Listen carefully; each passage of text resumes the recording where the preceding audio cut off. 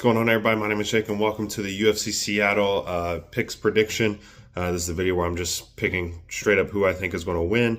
We'll do the betting stuff in a later video this week. Something that I did a couple weeks ago for the Vegas card as a way to get some more content out there and hopefully, be able to promote these pure picks ones a little bit better since it has nothing to do with the gambling stuff. All right, so kind of want to dive into it right away. I've been super busy and sick the last couple weeks, so been lacking with the content that I want to put out there. I'm a little bit better now. I actually have been getting better progressively, but I'm still a little bit sick. I just got back from crunch and doing the sauna, just 20 minutes of sauna the last 2 days.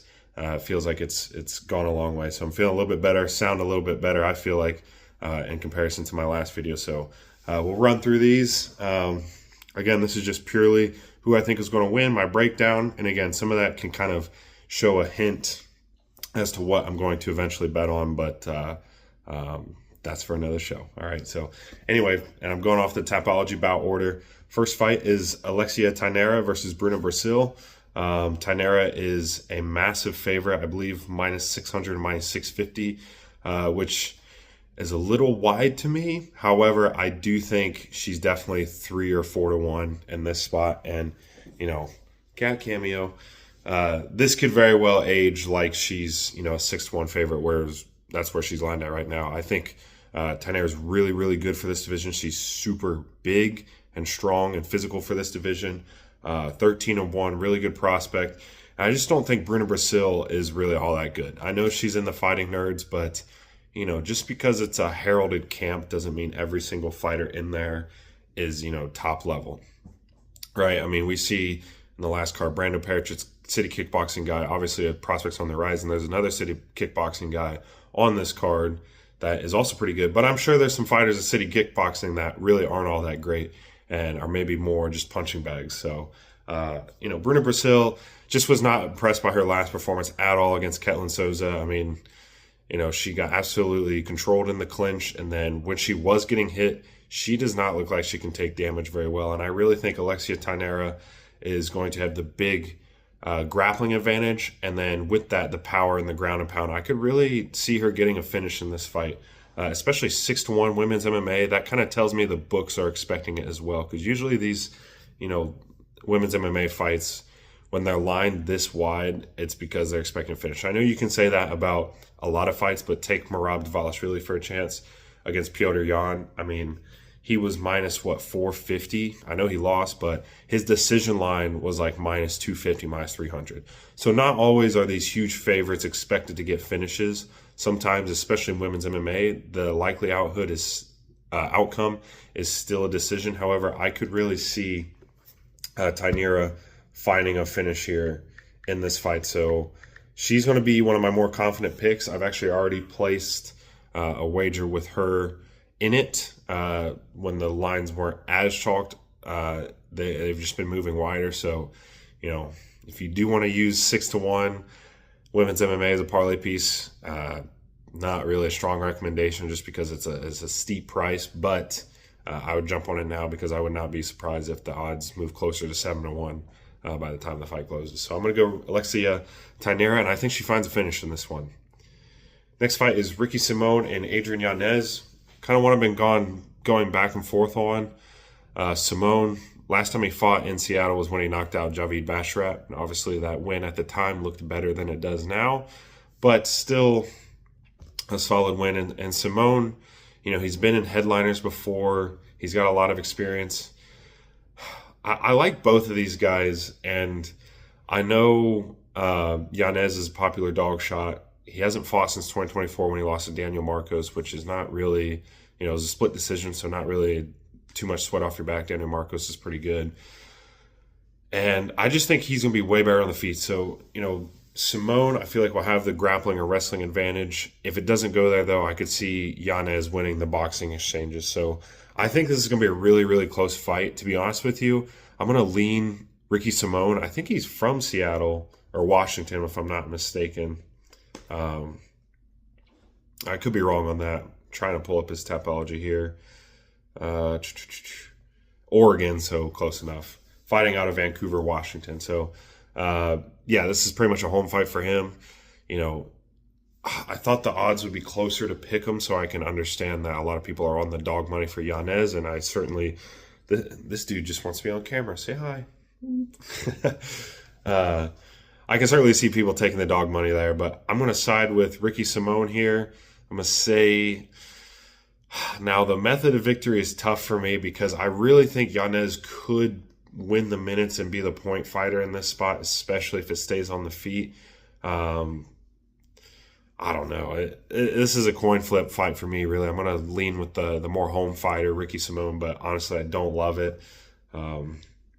This is probably going to be one where, you know, I maybe take a Simón plus money method of victory line, or maybe Yanez spread and just call it good there. Next fight is Navajo Sterling Bruno Lopez. This is the city kickboxing guy I was talking about. Navajo Sterling, I think, is a little bit overrated, but I still think he's pretty good. You know, he has yet to find a finish in the UFC yet. I think this could be the spot for it. You know, Bruno Lopez, or Lopes, however you pronounce it, got knocked out by Dustin Jacoby, which isn't really a bad loss, but I just don't think he's very good. I know he was kind of at one point a fairly decently touted prospect, but I don't know. I think Sterling, you know, as a technical fighter and being able to land the better shots has the advantage here. Again, really, really good camp with that city kickboxing.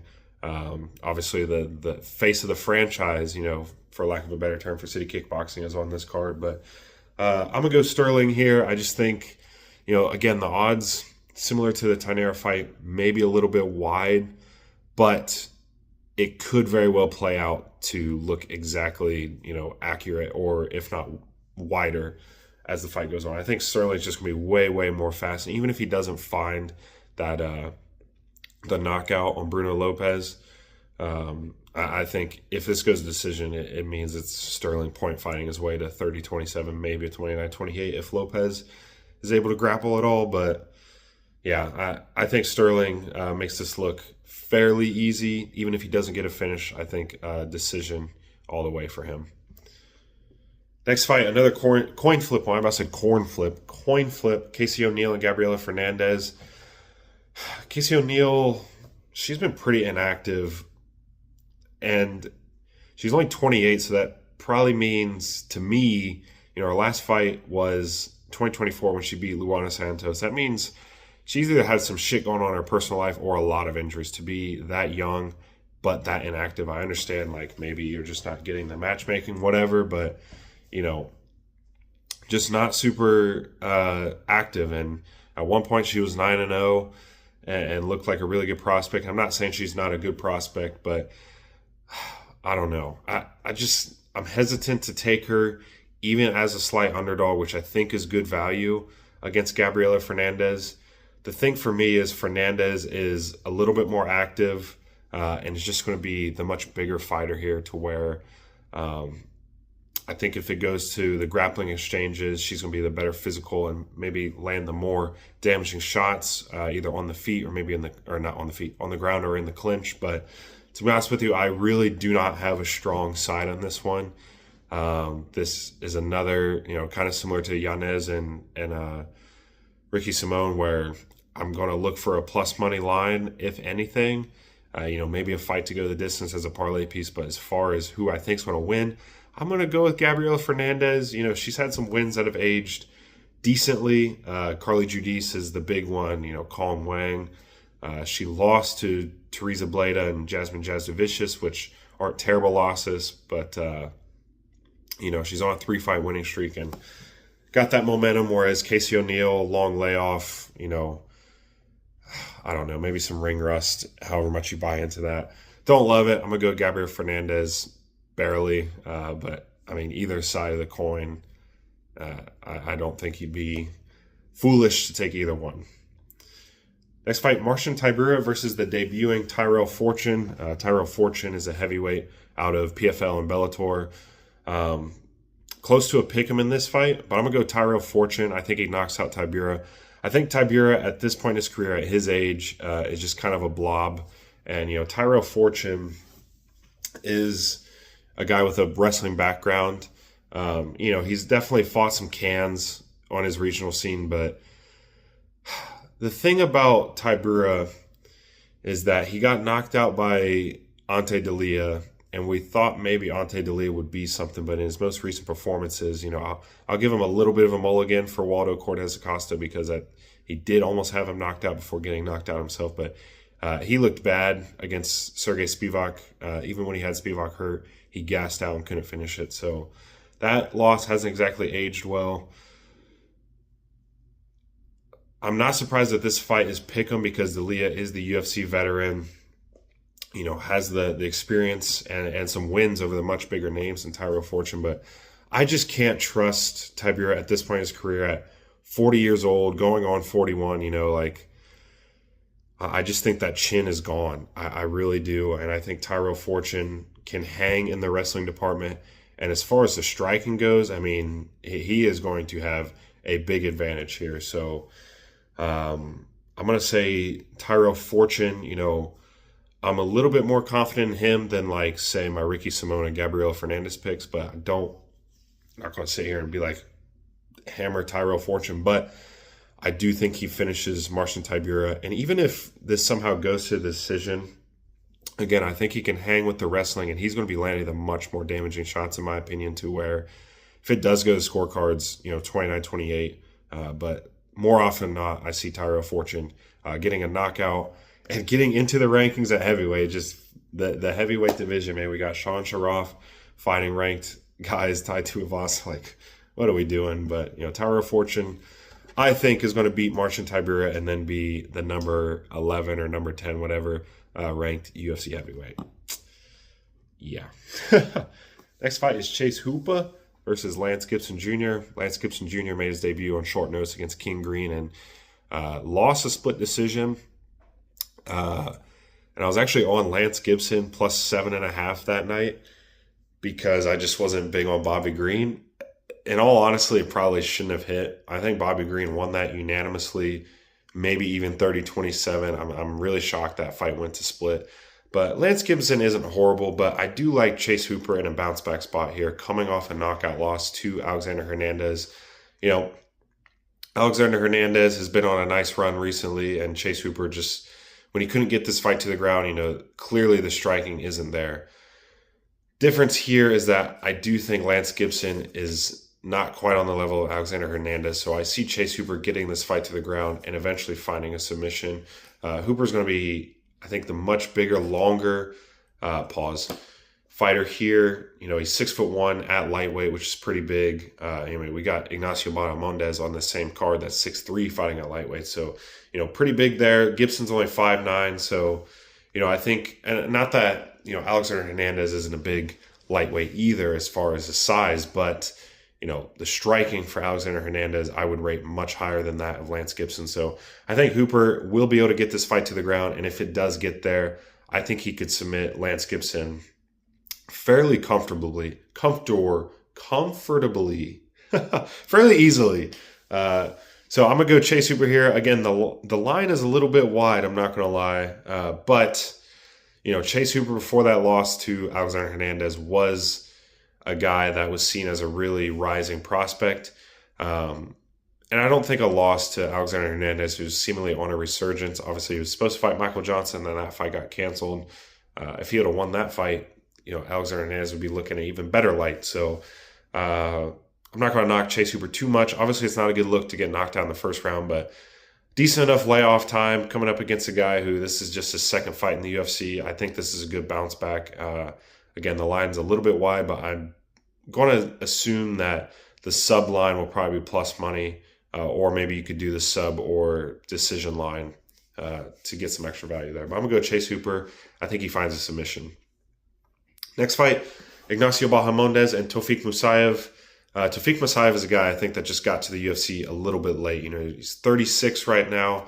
And his last fight, not going to give him too much sweat off his back for getting manhandled by Miktabek Orbay. We just saw Miktabek Orbay land the welterweight record for takedowns in a fight against Chris Curtis. And Orbay is a guy that I'm super high on. And I believe that fight was at lightweight and Orbay missed weight, if I'm not mistaken. But the thing in this fight is that if it stays on the feet, it could be fairly even, but Bahamondes is the much younger fighter. And this is a guy who will take some to give some. He is going to be in a war. He's coming off a loss to Rafael Fiziev, which, obviously that is not aging as well after Fiziev just got knocked out by, Mauricio Hufi. But still, Fiziev is a ranked guy that, is still a respectable force at lightweight.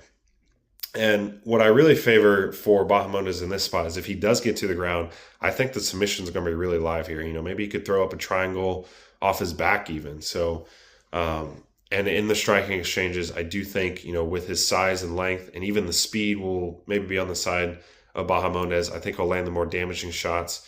Again, if Musayev got to the UFC, 4 or 5 years ago when he was a little bit more in his prime, I think he'd be a bit more live here. Obviously the striking is still really good. So, Bahamondes needs to mind his P's and Q's, so to speak here. But again, I think big advantage if it goes to the ground, especially with the submission game. And I think Bahamondes with the length is going to be good enough for point fighting and even landing some damaging shots.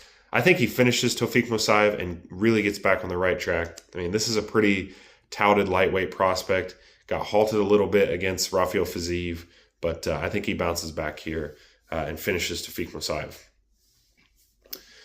Next fight, this one is ending probably in 5 minutes or less. And if it goes beyond the first round, especially the first round and a half, it's a shock. Terrence McKinney, Kyle Nelson. It's hard to kind of give a breakdown and prediction for these fights because, well, it's really not hard. It's going to go one of two ways. Terrence McKinney's either going to finish Kyle Nelson in the first round, or if it gets out of the first round, Kyle Nelson probably wins.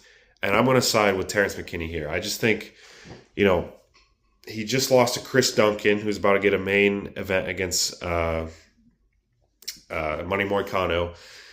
And Kyle Nelson's coming off a win against Matt Frevola. So we got two guys on opposite trends with momentum. But I think Terrence McKinney, Kyle Nelson's a guy that's been knocked out and submitted before. Terrence McKinney is a guy, to me, it's like you give him inferior competition, he runs through them. Inferior as in, I don't think they're as talented as him. This is the case here. I think Terrence McKinney is more talented than Kyle Nelson. And if that happens, he just runs through these guys. But then when you give a guy that's better than him, he doesn't look so good.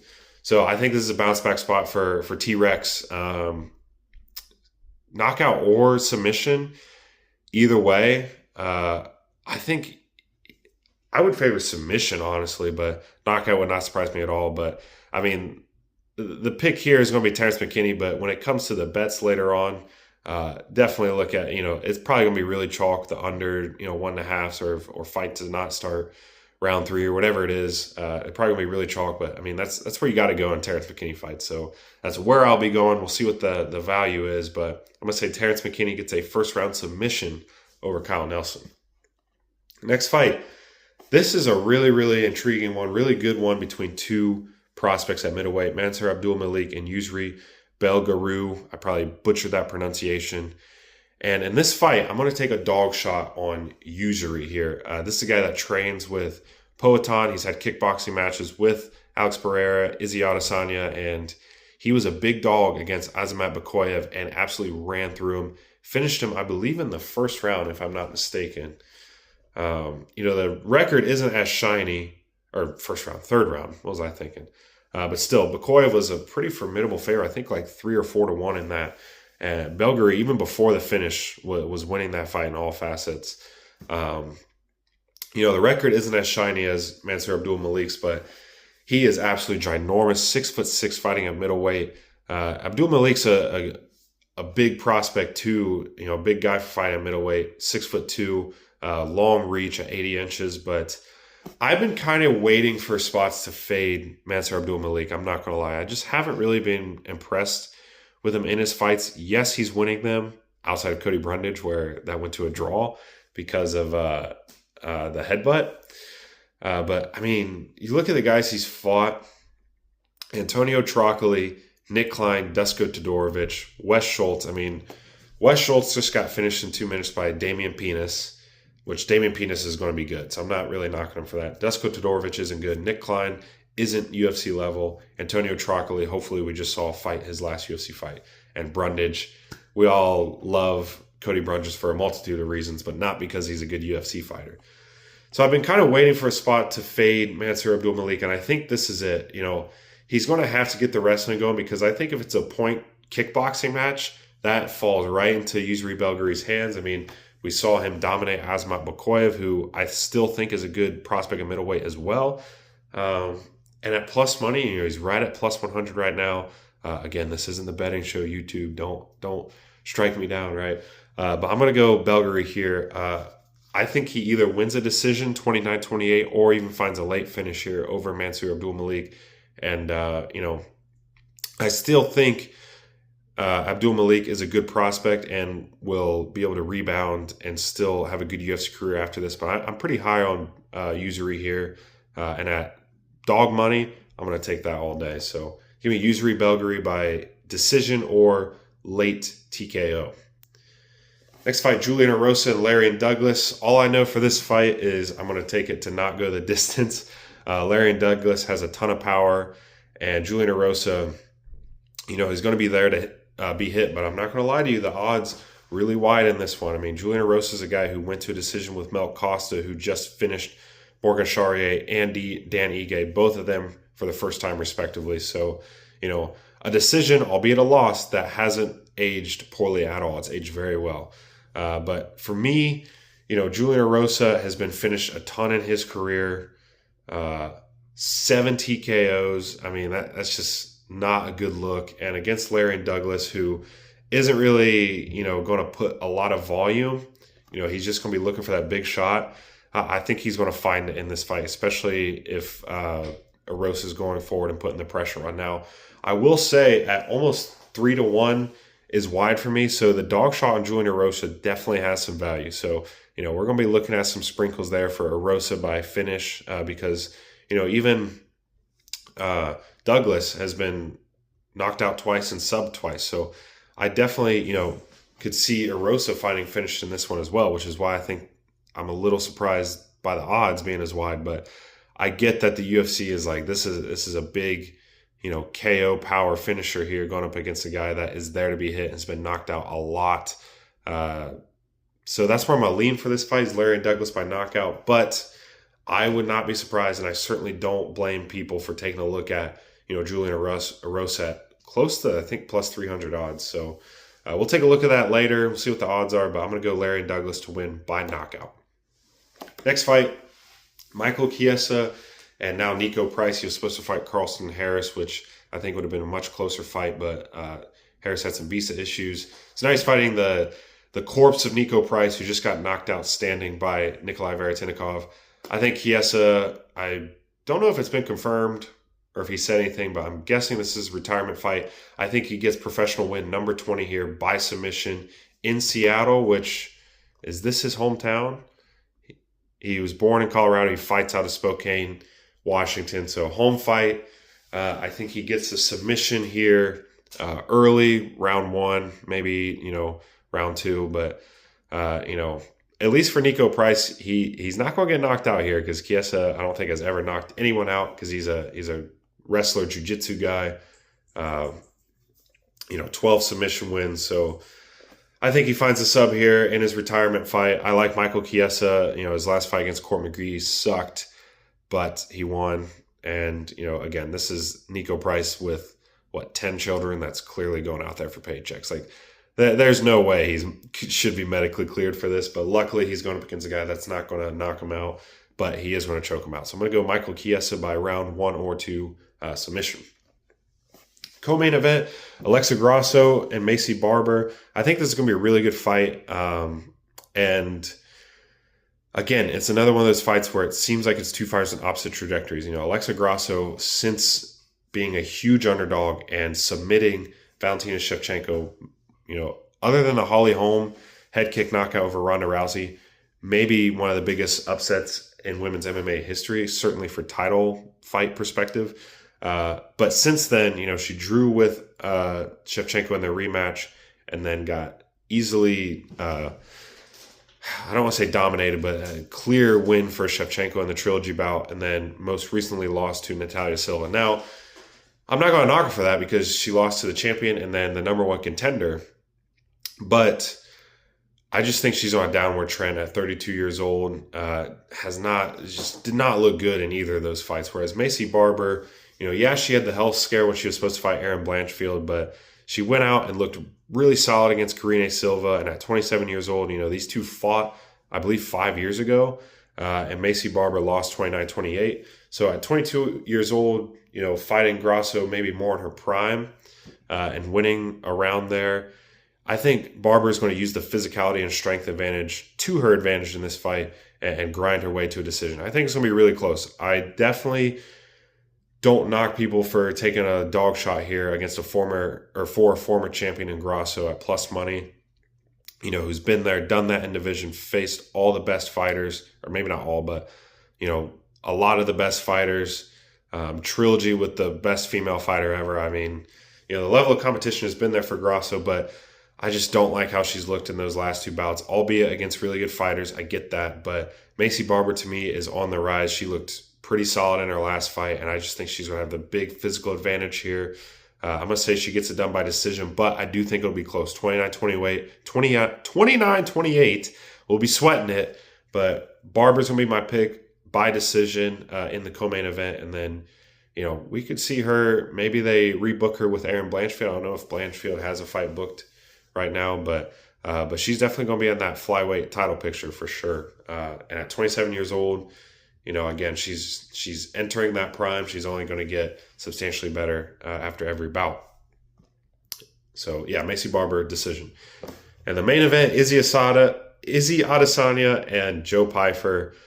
This is a weird fight. I would have never thought Izzy Adesanya would be fighting Joe Pyfer, but Adesanya has lost 3 or 4 in a row?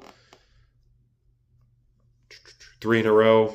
Yeah, Strickland choked out by Duplessis and then knocked out by Imavov. But the thing for me is that outside of the Strickland fight, the Duplessis and Imavov fight, before he got finished, which I know is like a big caveat, he was looking really good. And I just think this is such a big step down in competition. I've never really been that high on Joe Pyfer. Beating Kelvin Gastelum, but really Gastelum was starting to come back in that fight. And then Abus Magomedov, when Pyfer was in a 5-round fight, he got dominated really by Jack Hermanson. Now, since then, he's on a 4-fight win streak and is in the rankings and has looked good and definitely is going to have the power here. And if Izzy comes out maybe hesitant because he's been chinned now by Nasruddin Imavov and before that submitted by Dricus Duplessis, I could definitely see Pyfer being live to find a finish. But I'm going to say Adesanya point fights his way to a 49-46 win here in Seattle. I just can't.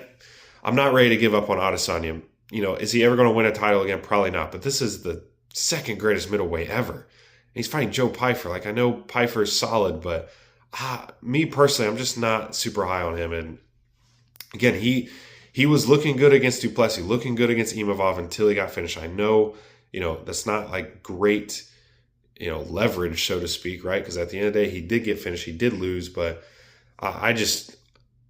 is Joe Pyfer just going to be able to take him down easily? I don't think so. Does he have the power to take him out? Sure, but is he the level of technical striker as Nasruddin Imavov? No, at least not to me. So, and we've seen Izzy, all he's been in is championship or 5-round fights. This is Pyfer's first 5-round fight since that Hermanson loss.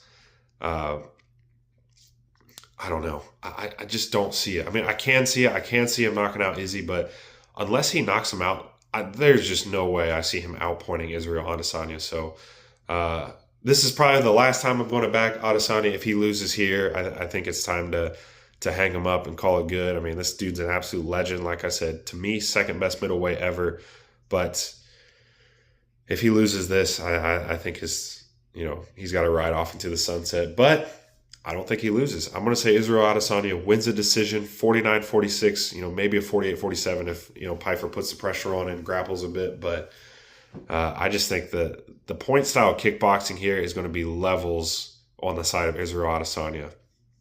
And I just don't think, Pyfer obviously has the one-shot knockout power, but I don't think he has the setup and the technical boxing like that of a Nasruddin Imavov to catch, I don't know. I could see it. I get why people are taking the dog shot on Pyfer. He's a much younger fighter, upward trajectory. Izzy, 3 straight losses. Some might say he's washed, but I can't go against him. Not against Joe Pyfer. Not that I hate Joe Pyfer. I'm just not as high on him as maybe others. But I think he's good. But this is just a huge step up. You go from Abus Magomedov to Israel Adesanya. Even this version of Adesanya, I think, would dog walk Abus Magomedov. So I know Joe Pyfer did as well. But I'm going to go Israel Adesanya maybe one last time here, backing him in his career. But I'm going to say he gets it done by decision. Pyfer knockout is definitely going to be live. He's got 5 rounds to do it. But Israel Adesanya also has 5 rounds to point fight.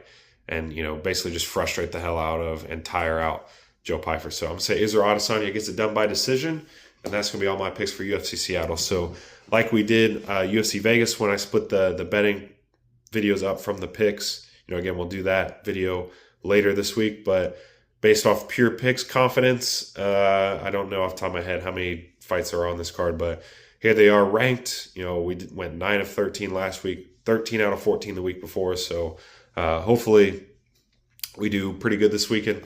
I'm feeling confident. There's only a couple coin flip fights for me. The O'Neal and Fernandez fight, the Simone Yanez fight. The rest of them, I feel pretty, or at least fairly confident in the side that I'm backing here. So those are going to be all the picks ranked by confidence. And yeah, that'll do it. So later in this week, we'll drop the official predictions and the betting breakdown. But this is just a pure picks and my initial lean. So hope you guys enjoyed. Thank you so much for watching. I'll see you guys later this week when we dive into our official predictions and bets. Goodbye.